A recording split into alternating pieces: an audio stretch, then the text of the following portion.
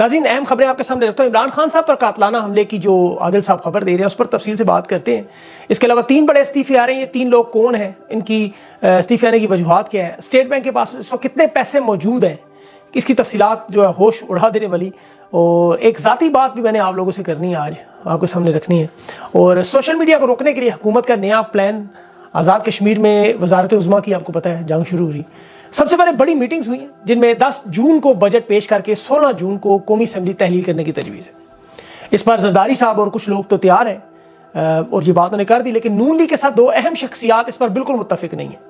मोहसिन नकवी की निगरान हुकूमत के आपको पता है 100 दिन पूरे होने के बाद कोई सरकारी मुलाजिम दस्तखत या दस्तखत तहरीर शुदा कोई काम उसका जिम्मेदार वो खुद होगा, गैर कानूनी काम होगा, ये वो नहीं कर सकते। तहरीक इंसाफ निगरान हुकूमत के खिलाफ पटिशन भी दे चुकी है और इसमें देखिए शहबाज शरीफ को ये बात समझ नहीं आ रही कि उसकी अपनी भतीजी मरियम नवाज उसे नाअहल करवाना चाहती है ताकि ये नाअहल हो और ये रास्ता साफ हो, इलेक्शन हो। और उसके इसलिए बहुत सारे लोगों को इस्तीफे आने की उम्मीद आपको। ये 3 बंदे जिनकी इस वक्त जो शदीद दबाव में, शीत परेशानी में है, और ये बात का ज़हनी दबाव हार्ट अटैक का बायस भी बनता है। उम्मीद आप समझ गए होंगे, मैंने आपको थोड़ा कह के ज़्यादा बता दिया। ये चीफ इलेक्शन कमिश्नर कहाँ जा रहे हैं इस्तीफ़ा देने, दूसरा गवर्नर स्टेट बैंक ये इस्तीफ़ा देंगे, और तीसरे शहबाज शरीफ साहब। ये वारदात इस अंदाज में तैयार की जा रही है कि सबसे पहले आप देखें, कभी कभार शहबाज शरीफ को तो इस तरह फारिग करेंगे, वो अकेला बैठ के सोचेगा मेरे साथ हुआ क्या है। जब वो बैठ के डॉट कनेक्ट करेगा ना, उसे अंदाज़ा होगा। लेकिन थोड़ा सा माजी में चले, ज़िया साहब ने नारा लगाया था हमारा इस्लामी पाकिस्तान। मुशर्रफ साहब ने कहा नहीं रोशन सबसे पहले पाकिस्तान। और अब पीडीएफ की हुकूमत ने नारा लगा दिया हमारा पाकिस्तान। पाकिस्तान तो कायदे-ए-आज़म ने अवाम का पाकिस्तान करार दिया। पहले पुराना पाकिस्तान था, फिर नया पाकिस्तान, अब हमारा पाकिस्तान। पाकिस्तान तो वो जहाँ हकूक हों लोगों के, आज़ादी इजहार का हक हो, आइन की पासदारी हो, कानून की बालादस्ती हो, इंसानियत हो, बदमाशी ना हो, आइन के मुताबिक इलेक्शन हो, करप्ट लोग ना हुक्मरान हो, बल्कि वो जेलों में बैठे हों, हर अपनी घर को अपनी हदूद में रह के काम करें। वरना रोटी कपड़ा मकान का नारा भुट्टो ने लगाकर मंजन बेचा, पाकिस्तान खप्पे का जरदारी ने लगाकर बेचा, और अब बिलावल हमारा पाकिस्तान। ये बिलावल की बात मैं इसलिए कह रहा हूँ, वज़ीर आज़म बनने की इस पे सारी गेम इस वक्त लगी हुई है। ये नारे अपनी जगह, हकीकत देखें, जब मुल्क 2 लाख हुआ, जस्टिस मुनीर का नजरिया आया, फातिमा जिन्नाह की तजलील की गई, जमहूरियत गिराई गई, इस्लामी जमहूरी इत्तेहाद IGI बनाई गई, फिर नवाज शरीफ को लॉन्च किया गया, फिर कराची को लहूलुहान किया गया, फिर जहाद अफगानिस्तान, फिर हीरोइन कल्चर, क्लाशनकोव कल्चर, फिरका वारियत, ड्रोन हमले, ये सब कुछ आपने देखा। वो तमाम बातें आपने देखी। जिन्होंने ये वारदातें करवाई वो कहाँ गए आज उनमें से एक किरदार तो दुबई में मस्जिद की पहली सफ में खड़े होकर नमाज अदा करके ये सोच रहे हैं, बल्कि इत्तिकाफ में भी जा रहा है आखिरी 3 दिन, वो ये सोचना चाहता है कि जितने भी मामलात हुए हैं उसमें पाकिस्तान कहाँ खड़ा है, ये लोग कहाँ हैं। लंबी चौड़ी बात मैं नहीं करता, मैं सिर्फ आपको 3 छोटी। भारत 1993 में IF को गुड बाय कर चुका है। उनका ज़र मुबादला $600 अरब और 18 मुल्कों में वो अपनी करेंसी में तिजारत करने जा रहे हैं, जबकि हम IMF के सामने उल्टे सीधे नाच नाच के पागल हो गए।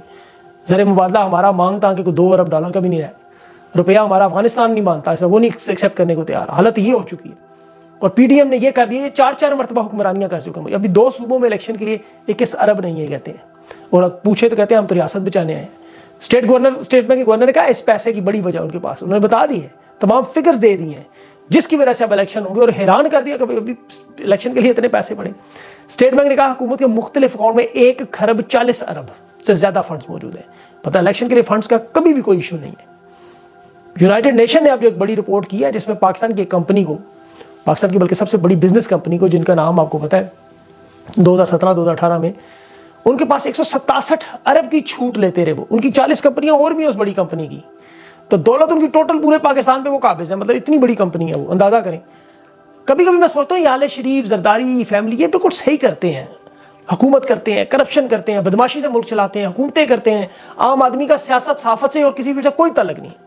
लेकिन वो कुरान की आयत मेरी नज़र से गुजरी, मैं इसका तर्जुमा पढ़ रहा था कि मेरे बंदो, अल्लाह कहता है अपनी जानों पर ज्यादती अल्लाह की रहमत से ना उम्मीद ना होना, कि बेशक अल्लाह सब गुनाह बख्शने वाला और वही सबसे रहमान। मतलब ये आपको मायूसी से निकालती हैं ऐसी चीज़ें। मैं आजकल दोबारा करबला और शाम के और कूफा के वाक़यात पढ़ रहा हूँ, जानने की कोशिश कर रहा हूँ वो कौन से अवामिल थे कि जुल्म और बर्बरियत इस हद तक पहुँची कि करबला के बाद भी इमाम हुसैन अलैहिस्सलाम के ख़ानदान के लोगों को रोने नहीं दिया जाता था, वो छुप छुप कर रोया करते थे। वो जुल्म और बर्बरियत के इब्ने ज़ियाद के दौर में जो गायब है उन्हें छोड़ें, जो हाजिर हैं उन्हें सजा दें, यानी रिश्तेदारों को, करीबी दोस्तों को उठा लें। खैर वो तो बड़ी बड़ी हस्तियाँ, बड़े ख़ास लोग थे, उनके दर पे जाने वालों के जूतों के हम खाक के बराबर नहीं, कुछ दोस्तों का। लेकिन कहना कि जब पाकिस्तान से ज़्यादा मोहब्बत ना करो, मैं पूछ रहा क्यों भाई, कहता जब ज़्यादा मोहब्बत करोगे, शिद्दत से महबूबा बनाने की कोशिश करोगे, तो हर उस शख्स के किरदार से नफरत होगी जो उसका दुश्मन है। इसके लोगों का खैर खुआ नहीं है। इसीलिए ज़ाती बात भी मैं बताता चलूँ आपको। कुछ लोग सोच रहे होंगे ले की तलखी और सख्ती, ये इंपोर्टेड हुकूमत हमें कह रही है बोल नहीं सकते आप। इंपोर्टेड हुकूमत रोक रही है, मुझे प्रेशर डाल रही है, मैं आपको बता देता हूँ साहब। कह रहे हैं ये नहीं कहना, वो नहीं कहना, ये नहीं करना, वो नहीं करना। और दिल हमारा तो सच की बात करें, एहतियात से, अदब से, तमीज़ से, बेहतरीन अल्फाज के चुनाव से, वो ज़रूर करूँगा मैं इंशाल्लाह। कोई मुतबरक हस्ती का जिक्र नहीं, ऐसा कोई ऐसी बात नहीं मैं करूँगा। लेकिन आप समझदार हैं, बूढ़े माँ बाप इस उम्र में आपको पता नहीं जलील नहीं करवा सकते, ये खुद गर्जी में आता है। और फिर सारी मेहनत भी, उनकी खिदमत जो की है वो भी ज़ाया हो जाए। और जहाँ तक वापस आने की बात है इंशाल्लाह मैं आऊँगा ज़रूर। लेकिन अभी मैं फ़िलहाल मैं अपने हथियार पे ईंट बनवाने का दिल नहीं कर रहा। मेरा भी मज़ीद बच्चों की ख्वाहिश है, सच्ची बात बताऊँ। कुछ साल बाद इंशाल्लाह जो ज़रूर आऊँगा, फिर जो मर्ज़ी कर लेना। जरदारी शरीफ पर मैं उनको जो कह रहा हूँ, आले शरीफ को थोड़े को अब ज़्यादा जाने, बहरहाल आप समझ गए होंगे इंशाल्लाह। लेकिन इस प्रेशर को भी इंशाल्लाह ये वक्त भी गुजर जाएगा। मुस्लिम लीग नून की बात करते हैं, रियासती जबर इन्होंने कहा जी पीपल्स पार्टी का इक़्तिदार कहते हैं बढ़ाना है, भुट्टो की तरह अगले 10 साल तक जरदारी का जो छक्का है उसे इक़्तिदार में बिठाना है, क्योंकि ये लोग हमें रोक रहे हैं ना। तो फिर हम भी किस तरह की बातें उनकी करेंगे। अमेरिका की सबसे बड़ी ख्वाहिश क्या है? देखिए, अमेरिका की सबसे बड़ी ख्वाहिश है कि पाकिस्तान में अमन ना हो।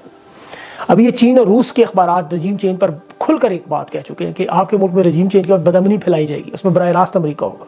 जब कालदम तहरीक तालिबान, तहरीक ज़ालिमान बल्कि मैं कहता हूँ, जुल्म उन्होंने बड़ा किया माजी में। मुज़ाकरात की जब उनसे बातचीत चल रही थी तो इमरान खान ने भी उनसे बातचीत की। गुड और बैड का फ़र्क देखिए, गुड और बैड का फ़र्क ये हमेशा रहा, जो हमारे लिए गुड थे अमेरिका के लिए